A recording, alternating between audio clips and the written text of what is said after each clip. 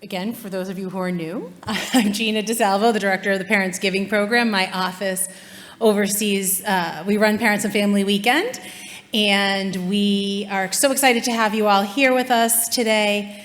It's been an amazing couple of years, not with what we've experienced in doing it virtually, but now we're psyched to have you all back here in person. So without further ado, I am thrilled to welcome our next panel of the afternoon. You're going to have a really wonderful conversation with members of our Dean of Student Affairs office. So I am now going to turn the stage over to Dean Camille Lizarríbar. Did I do that right? Yeah. All right. Thank you.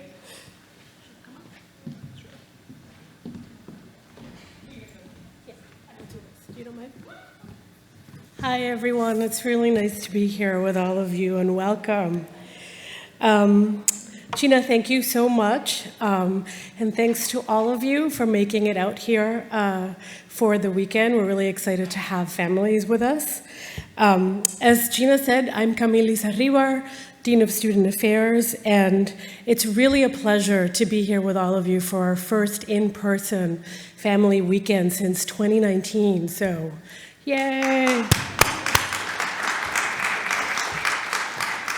I will note also that this is being live streamed and recorded so that the parents and families who can't be here today can also, go in and watch our presentation and learn a little bit about the resources that we have. So I'm here today with members of our Student Life team, colleagues, campus partners who support our students here on campus, and today you're going to hear from them about each of their respective areas. They don't cover all of the areas that we have. We picked a sampling for you today, otherwise we'd be here all afternoon. So the areas we'll be talking about today are the Career Center, the STAR Center, Campus Life, and Residential Life and Learning. And I'll be asking them some questions interspersed with some of the ones that you also had submitted in advance. And hopefully we'll have a little bit of time at the end, and we might also be able to take some live questions. So our goal today also is to make this an interactive session. So we're going to be pausing from time to time to ask all of you questions, and we're going to be able to see your answers in real time in the screen behind me. The way for you to join and access the session's live questions is by going to menti.com on your phone, putting in the number that you see up there on the screen, and that will give you access to be able to answer a question. So are folks sort of more or less, are you in the system? Yes? Okay.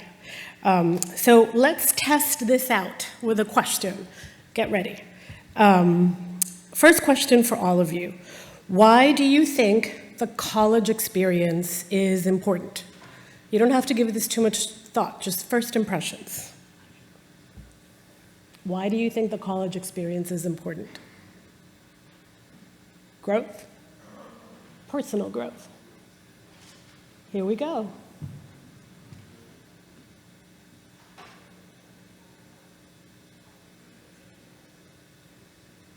Nice.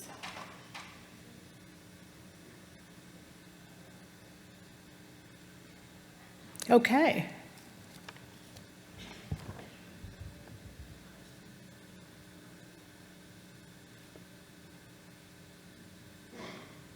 These are really great answers. So, my next question to you is, why do you think your student thinks the college experience is important?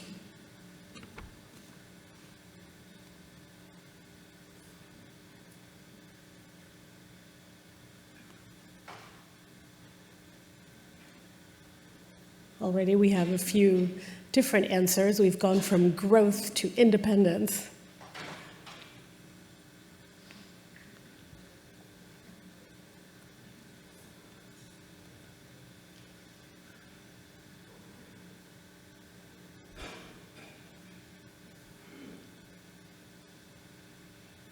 Okay. So, as you could see, we had some differences, but also some nice overlap, which is always good. And today, what we will be talking about are some of the many areas that are connected to the college experience. But it's also important to recognize that you and your students may have some different views on what the end goals are and what the experience is all about. So what we do in student life is we help students navigate everything that comes with living independently and away from home. And that means developing all of those critical life skills that will help them along the way. And that's also thinking for themselves and doing things for themselves. Often, parents will ask us what's the best way in which I can support my student. And during this conversation today, one of the things we really all want to remind you of is that one of the best ways to help your students is to encourage them to do things on their own and to reach out to resources and engage with them directly. I can't emphasize that enough. I always say, remember, they're in the driver's seat. And that's really the best way for them to develop these skills. So I think now is a good moment to have all of our panelists introduce themselves and share a little bit about how they and their teams work with students. I'm going to start with Donna. Hi, I'm Donna Esposito, and I'm Executive Director of the Career Center. Sorry about that. Donna Esposito, Executive Director of the Career Center. I've been at Tufts for a number of years, and in this role for the last year and a half or so. And I'm really excited to be here and talk to all of you. So the Career Center serves arts and sciences and engineering students and students from the SMFA, both undergraduates and graduate students. We also serve our alumni who are arts and sciences and engineering and SMFA alums as well. So we have a broad base that we cover.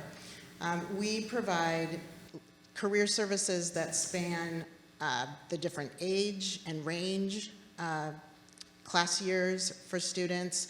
We have individual career advising, career labs, which are drop-ins. Students like to come when they can come, and so we offer them in the evenings and also every day from 12 to 2.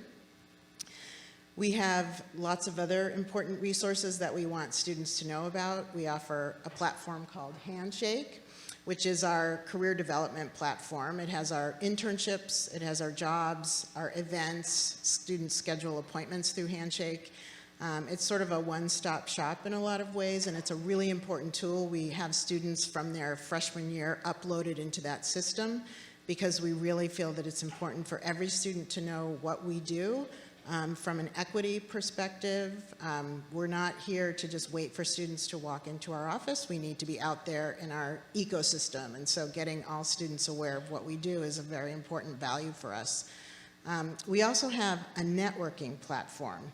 This is a platform that helps students to build their network. We don't assume that every student comes into Tufts with a built-in network. Many do. But we want to be able to level the playing field and make sure that all students can build a network with all the Tufts resources that are there to offer. So we have a platform called The Herd, which allows for students to engage with alums in flash mentoring. And so that's where they can have one-on-one career conversations with our alumni.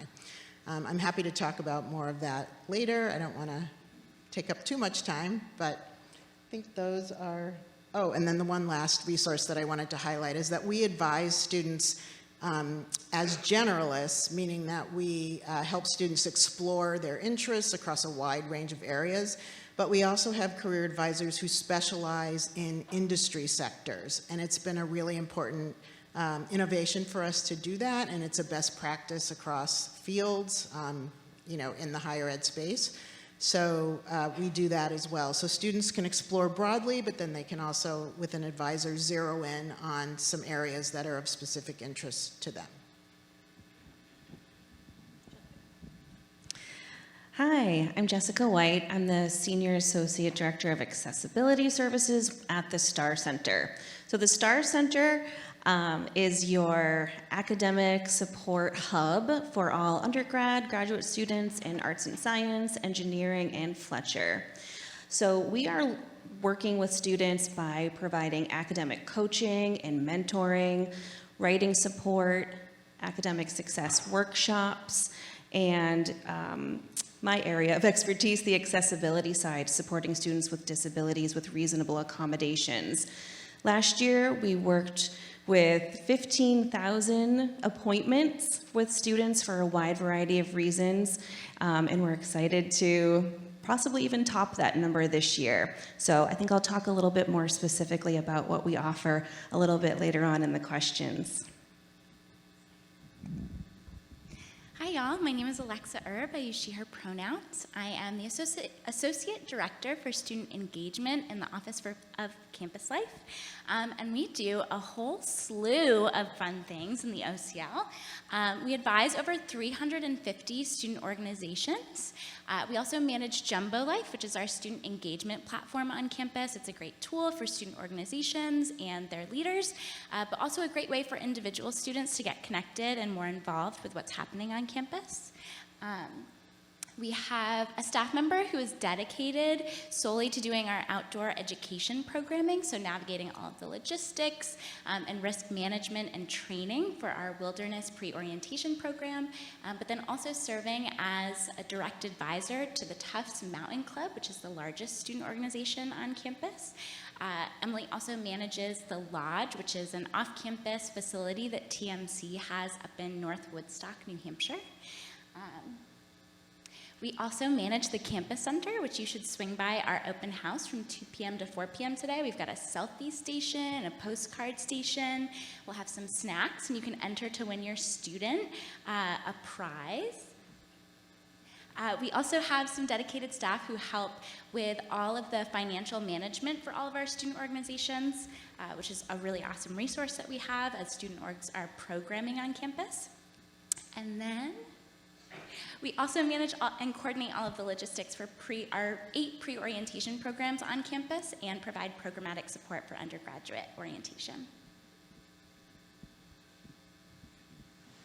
Hey everyone, I'm Rich DeCapua. I'm the Senior Associate Dean of Students here at Tufts, and I get to work with all these wonderful people and a lot of the people in the front row, most specifically with housing and residence life, the folks in campus life, and also offices that are here for the support of students, our Community Standards Office, and a lot of folks that are really trying to figure out how to what you said on the screen, how do we value add to the independent growth of students outside of the classroom?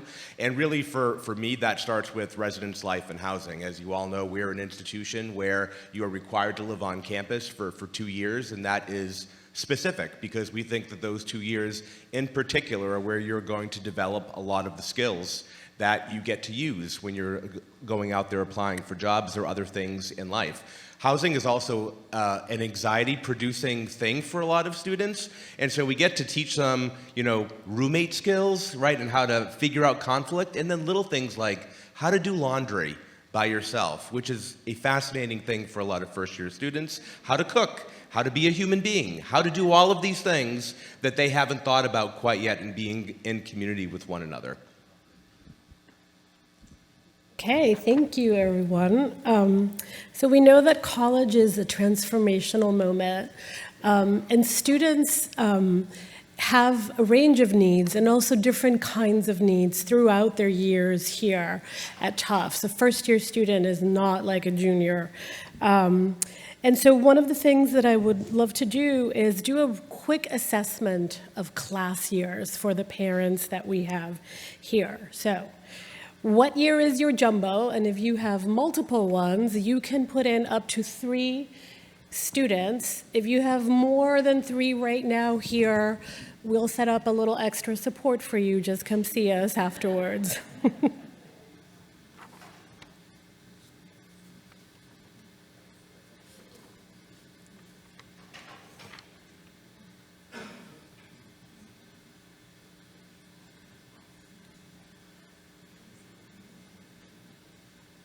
I'm going to give a shout out to the senior parents right away.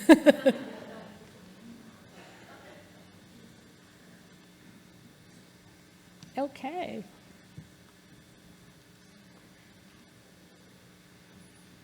So, as you can see, we have more of our first and second year student parents here, but really there is something for each one of our students as they move through their multiple years here. And so with that, I'm going to ask our panelists some questions from the questions that we had received from all of you before, and I will start by choosing Donna.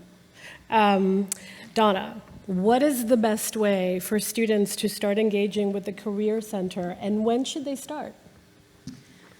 So that's a good question. So we encourage students, again, to be aware of the things that we do so that they can take advantage of us, hopefully earlier on. The one thing we don't often recommend, very often at all, is to wait till your senior year. We like students to know about us and engage in activities that are appropriate for them earlier on. Handshake has student employment jobs on it, so we wind up having a lot of first years know about Handshake, which is a fabulous thing for us because then they're already seeing what Handshake can do and understanding some of the benefits of what that platform can provide. So the fact of the matter is we'll work with a student at any stage of their career development process. We work with students and help them to sort of take the next steps and move forward. So we'll work with students at any point in the process. But it is advantageous to know earlier about us so that they can take advantage of some of the other resources, internships, volunteer experiences, just help with choosing a major. We do that all the time with students.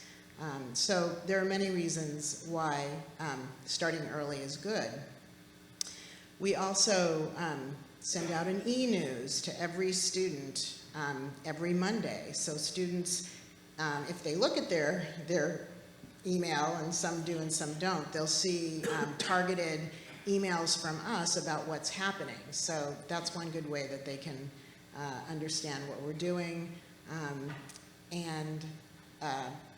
Besides our e-news, we do go into classes. We try and get the word out about us in any way we can. So those are some of the ways that they can engage with us. They can certainly make appointments. And I wouldn't ever push a first-year student to get in and make an appointment unless they really wanted to make an appointment. Sometimes we have students coming in and knowing, the things that they're interested in and they want to start exploring, and that's awesome. And sometimes they need a little extra time to settle in. So, we're there to work with students as they are ready. Thank you. So Jessica, a question for you. What resources are available for students that need help with academics? So I'm going to talk a little bit more about each of the great services that we work with out of STAR.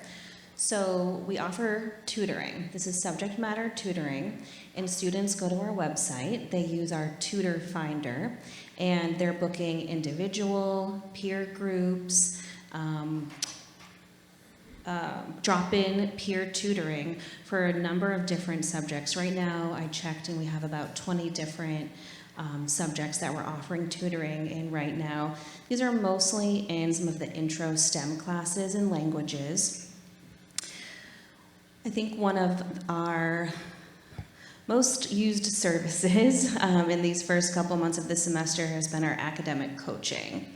Academic coaching is available for students who are seeking support around time management, executive functioning, work-life balance, and we're working with these students to develop those individual strategies to help work through some of the issues that might be coming up in the classroom or academically.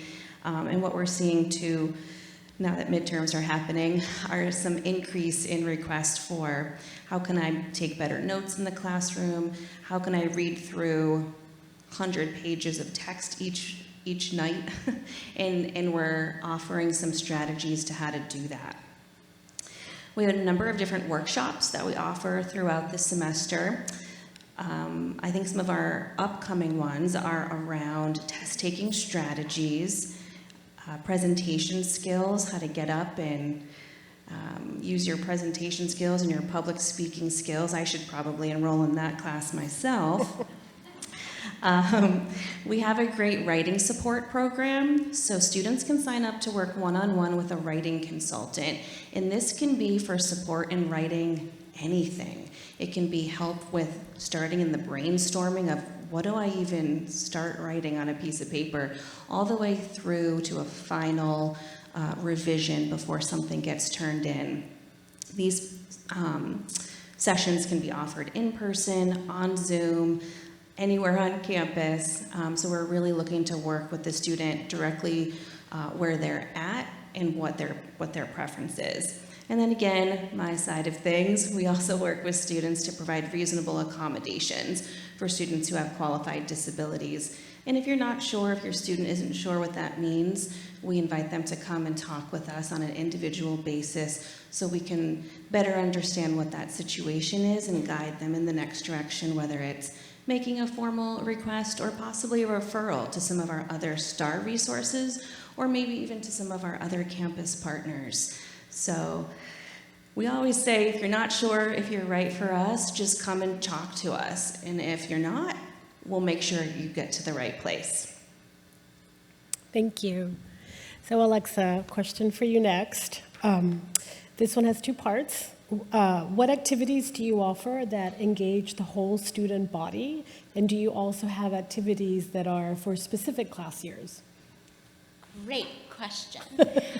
So one of the student organizations that our office works really closely with is the Tufts University Social Collective, or TUSC.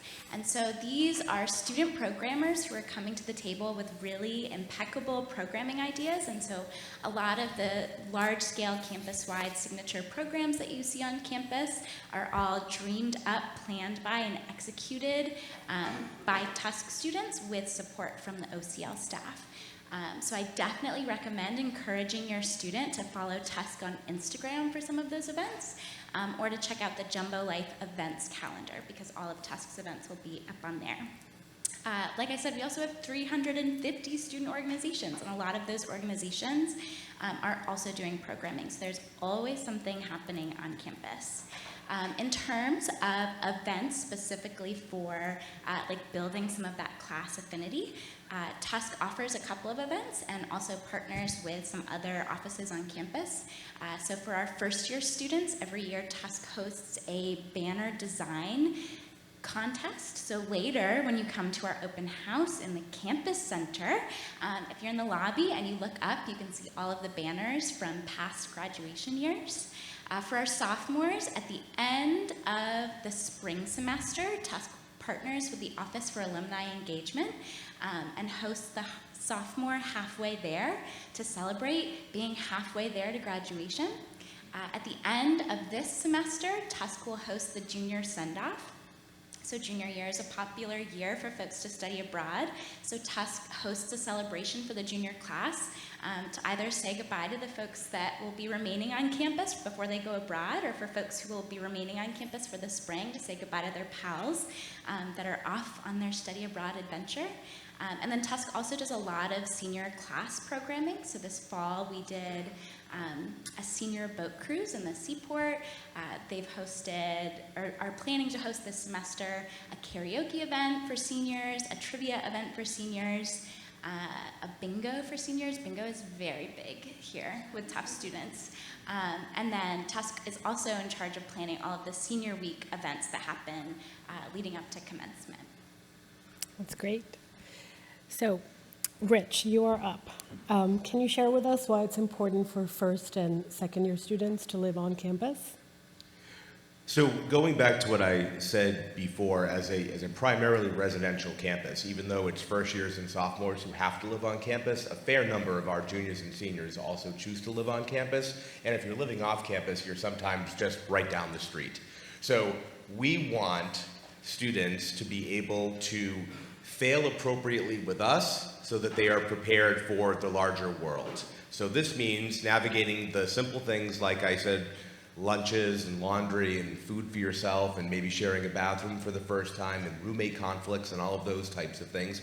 I always say that if you can navigate a roommate conflict successfully, I don't know if there is a greater skill we can teach you once you graduate. So you get to learn how to work with people, how to talk to people who have differing views than you do, how to have community with others, and how to develop those personal growth opportunities and what that looks like. Like other institutions, we also have a large number of student and professional staff who live in our residence halls, and they're really there to not only build community, but also build some leadership skills with those students, and really filter them to the places on campus, maybe Donna's shop, people over in Campus Life, once they have some passions and they understand what they really want to engage with here. It's really an opportunity and a gateway to get them to other places on campus. It's also just a lot of fun as well. You know, our Tufts students are obviously academically successful. They are wildly involved in everything.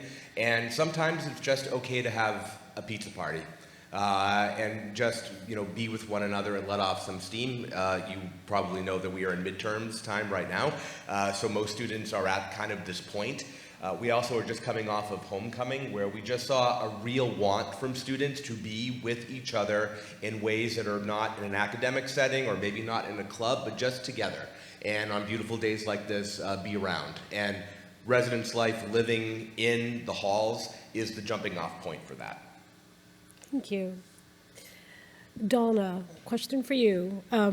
What are the trends that you're seeing as far as what employers and companies are looking for in new hires, and what kinds of qualities might they want to see in a resume or in an in-person interview? So I would say for that, we talk to students a lot about what we call career competencies. And they're competencies that have been documented through a lot of research in our professional fields as well as others about skills that are really transferable across a lot of different career fields. But it's really important for employers, for new hires, to have good communication skills, be good at teamwork, have initiative or take initiative, know how to be in a professional setting. A lot of those kinds of things are really the skills that, and the competencies in a broad sense, that employers really determine make a student stand out in a lot of ways. And so we do talk to students a lot about that. And the nice thing about those competencies is that students can get them everywhere. If you think about it, the clubs that they're in, the extracurriculars, the classes that they're in, if you think about those skills and competencies, they're learning them everywhere. But the issue is students don't realize that those are important skills that employers are really looking for. So we teach them to be able to recognize where they've utilized those skills and competencies and be able to talk to employers in an interview about how they've demonstrated them. And also on the resume, it's really important to be able to include, you know, where you've used those skills and talk in concrete terms about, you know, how you've, you know, demonstrated a leadership competency, or how you have, you know, been on a team and got work done. There are a lot of ways to do that, and we talk to students in our one-on-one advising about that. So the nice thing is there are things that students can gain across a variety of skills and experiences, from internships to clubs to being in their courses, through all sorts of things. And so that's a really important part of it. And as far as the interviews go, we do teach students to articulate those kinds of skills through what we call behavioral interviewing, which just really quickly is talking about sort of storytelling about a time when they used a competency, how they used it, and then what the end result was, because that's what really impacts employers, is knowing how they've used these important competencies, in what concrete ways, and then what are the end result of that particular skill or that experience. So talking about what they learned and, you know, how they developed in that particular area. So those are the things that really make an impact on employers. Thanks, Donna. Jessica, what kinds of accommodations does the Star Center offer? That's a good question, and it's a question we get fairly often. We work individually with students, students with all disabilities. This could be anything with a student with a mental health condition, a physical impairment, a sensory condition, a chronic health condition, other types of physical impairments. And it can be a little confusing what to do, especially if a student hasn't received an accommodation at a previous school, high school, etc. So we always welcome that one-on-one conversation. But we are supporting students with accommodations in a number of different areas. It could be in the classroom. It could be offering accommodations related to test taking, the physical classroom environment, in transportation, in navigating campus. I'm fairly new to Tufts, and I've been getting my steps in with some of these hills, and it can be a little bit tricky to navigate. So we can provide accommodations that reduce some of those barriers. But again, everything is coming from a very individualized standpoint, so sometimes it can be hard to just list a laundry list of what accommodations we offer. So instead, just know that we are happy to talk with any of our students who recognize that some type of challenge is being created by their disability, and we can look at ways to support them in the classroom, in their housing environment, in the dining hall, and navigating around campus in general. Thank you. Alexa, do you have advice for students who want to get involved but are not sure where to get started? Yes, I do. I know that I keep mentioning Jumbo Life, but it can be a really great platform for students who maybe haven't found their spot yet and are trying to get connected. There is an events calendar feature, so all of our student organizations that are hosting events are required to register their events in this platform to make sure that we are getting them all of the resources from around campus that they need to have a successful event, but that also compiles all of the events together on this events calendar. The Student Life Communications team also sends out the Jumbo Digest every Sunday afternoon, and so that email will pull events from around campus that are on Jumbo Life, so your student is being sent events that they can attend every single week, which is a great resource to look at. Jumbo Life can also be really helpful if your student knows what type of organization they want to get connected with. They can find the organization on Jumbo Life, and each organization has sort of like their own profile. So they can either use that page and reach out directly by hitting the contact button, but a lot of pages will also list like social media information, so if your student wants to find them on Instagram to check out some of the events that they have coming up, or more explicit information around meetings, that can be helpful. A lot of times orgs will also list their regular meeting times on their Jumbo Life page. But also just hanging out in the campus center is a great way to get connected. We always have student organizations who are tabling in the campus center, so students can come and talk in real life to student leaders who might be looking for more members. Yeah, so lots of different opportunities. And I think something that's really important to remember, especially around this time of year, and especially with first-year students, is that if you haven't found your people yet, it's not too late. There's still time to find your people. So keep encouraging your students to put themselves out there and to try to get connected with some of the student orgs on campus. Thank you. Rich, question about what percentage of juniors are still living on campus, and what kinds of resources are available for students who want to look off campus? So let's just talk about off-campus in particular. And I saw that a lot of you are parents of first-year students. At some point, we're going to get to a point where when a student is accepted to Tufts, they're also going to be signing a lease. That's like how early students are looking at off-campus places. So we have to be realistic about what that looks like.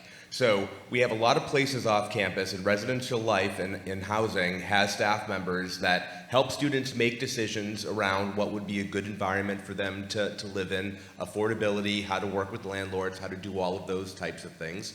But one of the trends that we are seeing is students signing leases way too early. way too early in their career here, and by the time they actually get to the point of moving off campus, they're sometimes saying, well, maybe I really don't want to live with this group of folks, right? We signed this a year ago. It's a cost that I'm not able to really calculate for myself right now. We always have spaces for juniors and seniors who want to live on campus. They may not be the spaces they want, but we always have spaces for those students. But off-campus is a real challenge for us because we know that the cost of everything, as you all know, is incredibly high right now, and that's also affecting some of our students' ability to pay. And that's really the main conversations we're having with folks. And we have very rich relationships with Somerville and Medford, and so we know some of the places off campus that, you know, maybe you should have a better conversation with this landlord. Maybe you should talk to students who are currently living there and understanding what their experience is, right? Because there are predatory landlords out there, and we want to protect our students against all of that. But Residential Life and the Dean of Students office has a lot of resources with that as well. We troubleshoot this quite a bit. For folks to also know, we're almost at that point of information about room selection coming out from Housing and Residence Life, and that kind of kicks off the entire process of people looking for off-campus.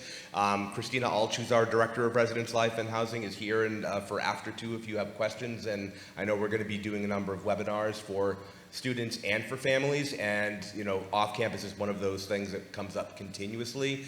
You just need to know we have a lot of experience working around that subject and helping to navigate things for you all as well. Thank you. Donna, would you recommend an internship, study abroad, or any other kind of experience specifically before a student graduates? Yes, I will answer that in 2 seconds. I just wanted to add one last comment that I skipped over and didn't mean to skip over from the last question about what employers are looking for. I didn't mention digital literacy, and that is another important competency that students do learn at Tufts, and certainly employers are looking for that as well. It doesn't mean that every student has to be a programmer necessarily, because their field may not require it, certainly, but I think that having a comfort level and a basic level of digital fluency is an important piece of what they're expected to do. And if they cannot, even something as simple as, well, maybe not so simple, but even something like Excel is an important skill for many employers. And if students don't happen to get it through a class, the university subscribes to something called Udemy, which is a platform where students can take free online courses in short-term courses and things like various computer skills or all sorts of skills across a wide array of areas. So it's a great resource that we encourage students to utilize. But again, that was another competency that's top on the list. So the question that Camille asked is, do I recommend internships and study abroad and other experiences? I would say that experiential education is very, very important as a part of the career development process in college, and it can be obtained in a lot of different ways. Internships are certainly, you know, an obvious way that students can get experience with particular industries and employers and all of that, and our office works all the time with students on that in a lot of ways, and our employer relations team works hard in getting those kinds of positions posted from employers across all different sorts of industries. So, but there are other ways that students can get experiential education as well, through volunteering, through project work. Something that students don't always recognize is that the projects that they're doing in courses are really legitimate hands-on experience. So we're always talking to students about how to think about, you know, did you do something in a class that was really hands-on and maybe research-oriented that relates to a particular field that you're interested in? So there are lots of ways to gain experience. Study abroad, of course, if a student can do it, there's wonderful skills that students can get through study abroad as well. But that's the kind of thing that we talk to students about daily. Thank you. Jessica, what is the best way for students to engage with STAR and stay tuned with what's available? I'd say for right now, a couple of different ways. So our website is going to have our most up-to-date information. It's also where students will go to find Tutor Finder. And again, that's the resource where students will go to sign up for an individual tutor or a writing session, session with a writing consultant, and also to sign up for our workshops. Stop in and say hi to us. We're on the 7th floor of Dowling Hall. We're updating our Instagram page right now, and in fact, we're hiring a social media assistant that your student can find on Handshake. So if that's something, speaking of not being too late in the semester, this is a position that we're hiring for. So check out our Instagram, but it might not be the most up-to-date information. Check out our website or come by and say hi. We have lots of flyers with information scattered about our office space. But like I said before, sometimes we get a wide variety of questions that come our way. So even if you're not sure if it's the right place to go to, we're happy to send you in the right direction. And sometimes those questions come in person, through our website, through our general email box. We'll help you figure out where to go. Thanks, Jessica. Alexa, are there opportunities to test out what clubs or organizations might be a good fit? Yeah, I think if students want to check out general body meetings, again, a lot of that information is on Jumbo Life, on individual organization pages. I also think that checking events out is a really awesome idea. Going to a student org's event, seeing what they're about, checking in with the vibe, and asking themselves if they, as they're meeting folks who are part of the organization, can see themselves building authentic community with those folks, can be really helpful. The OCL also has a subset of student employment called our event staff. So different student organizations for some of their larger events can request that OCL event staff help with their events. So a lot of times those students are scanning folks in at the door or helping with furniture setup prior to the event. So our event staff students get to interact with a ton of student orgs. So if your student is looking to make a little extra money and also wants to explore a bunch of different orgs in a short amount of time, they should consider joining our OCL event staff. Thank you. Rich, I'm going to give you 1 minute for our last question before we keep moving on. What are ways for students to engage with student life? 1 minute.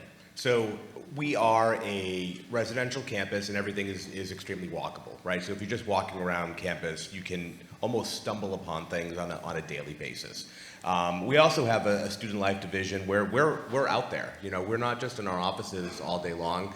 We're out there going to events and meeting with students and, you know, going to the dining halls and figuring out ways that we can interact. Like Alexa was saying before, there's also a pretty rich social media used by our students. And so Tusk and TCU and all these other groups, endless amounts of groups, are putting out all of this information, and students look and they go to all these events and they figure these things out. The successful students we have found are the ones who can time manage their academics, their studying, their club involvement. They line these things up. And it also works with career development too. Our students are pretty savvy, and they know that by getting involved in things, not only are they exploring their passions, but they're also increasing their skill set when they are applying for jobs. And so that's really, really important. I would say, to your question, the opposite is true. It's really hard to not find something here. We actually have too much sometimes. I'm overpowered at what we offer. So not finding anything really isn't something that a lot of our students find problematic. Thank you. So before we open it up for audience questions, I have one last question for all of you, which is, from the resources that we have talked about, which ones are you most excited to share with your students after this? And you can rank them from 1 to 5, 5 being the highest. It's like a pop quiz.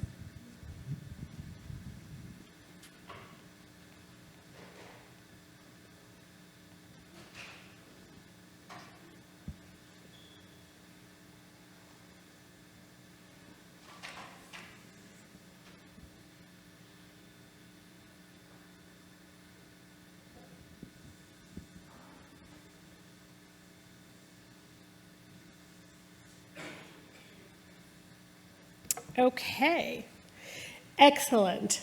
So now you can keep ranking things, and we are going to open it up for questions from the audience. I'm going to ask that you keep your questions broad if you can, so that they can be helpful to as many folks as possible. And just raise your hand and we'll get somebody with a mic over to you. Hi, my question involves it's resident assistants. I think that's, what % of students that apply to become an RA actually are awarded them, and then if they're not, what happens? I just wonder how competitive the RA program is, if students, our son is probably applying. So I think we have a fairly competitive RA program. I think Christina would know these numbers better, but it's maybe 30% of the folks who apply actually get selected for that position. Obviously, there's housing involved in this as well, in terms of cost, and so that's a primary factor. We also know that it is a prime leadership opportunity for many of our students, and they look at it as a real opportunity to give back. It is competitive because we have a lot of great students on this campus, but the goal of that position is not only hiring the best person for the job, but also creating a staff that is, diverse throughout and is representative of our student population. And certainly after this, I or Christina could talk to you more if you have specific questions about what that process entails, but they'll be fine. Hi, you actually answered one of my questions I had, which was about housing for upperclassmen, so that's good. The other question I had, which I had sent previous online, was about being able to get into the classes you need. I know that's been a frustration of my son. He's a second year, and a concern that he's not going to be able to get all the classes that he needs. He's not an engineering student, and I know that's a priority. They get registration early. So are class sizes going to be increasing, or the number of options for certain classes opening up?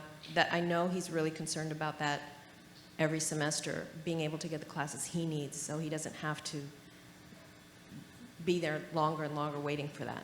Thank you. So I will add to that our partners in academic affairs are working on this, both in terms of tweaking the system, adding classes, and doing all of that kind of work. Sometimes also there's a bit of an initial moment of anxiety, and things will usually work out. And so we always encourage students to stay in touch with their advising deans and with their advisors in general to be able to figure out what's the best way to get into a class, even if you weren't able to pre-register for it. There may be other ways to really land in the spot that you need, and sometimes in a class that maybe you didn't think was the class you wanted, but might turn out to be your absolute favorite class that you were in at Tufts. But we are actively working on that. Can you flesh out digital literacy beyond Excel? I'm sorry, what? Can you flesh out digital literacy beyond Excel? I mean, I think that things like we read about this stuff all the time, Microsoft Office in general. I think content management systems, let's see, what else? Even, platforms for communication, things as simple as Zoom or WebEx or those kinds of things. So I think, it really depends. Project management skills are another area, and there is software around project management skills. I can't name a project management skill software off the top of my head, but that is something that, employers are definitely looking at. Does that help? Oh, over there. Yeah, hi. Alteryx, by the way, that's something that's employers want. My son's a junior, so he started smack in the middle of the pandemic. And first of all, I think Tufts did an excellent job managing that, so congratulations to you all. I'm just curious, number one, do you see any differences in the class that sort of went through the pandemic from previous classes? Are they more or less social? Are they academically more behind? Are there any differences? And secondly, what learnings have you guys taken away from the pandemic? What things are you taking forward, adjusting as a result of that experience? Thank you. Who wants to start? I think one of the things that we saw with orientation this year, which we haven't done in person in this way in a number of years, was one, people were really excited about it. Two, they also found it very, very weird to be able to be in these kind of large auditoriums with people and being out in the green and the matriculation ceremony and all of those things, I think is a bit overpowering for some of our students.